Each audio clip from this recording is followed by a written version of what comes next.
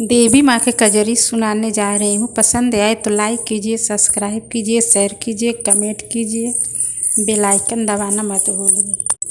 हरे रामा झूरे झूरे बहे पुरुवैया, भवानी मैया खोले दा केवड़िया ना, खोले दा केवड़िया मैया खोले दा केवड़िया।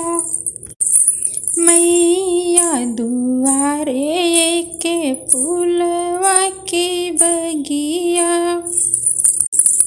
हरे रामा मह मह मह के फूले बरिया, भवानी मैया खोली दा केवड़िया ना।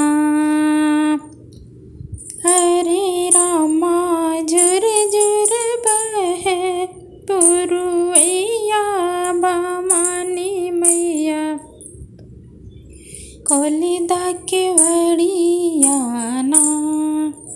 मैया दुआरे के निमिया के पेड़वा, हरे रामा शीतल बहे बेअरिया, भवानी मैया खोली दा केवड़िया ना।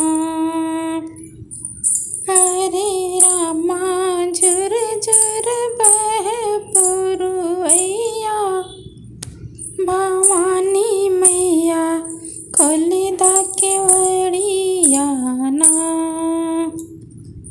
मैया दुआरे गंगा बहत है, गंगा बहत है हो गंगा बहत है।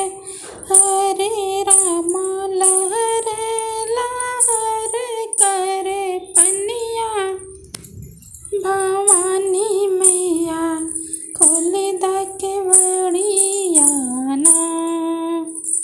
हरे रामा झुर झुर बहे पुरुवैया, भवानी मैया खोली दा केवड़िया ना।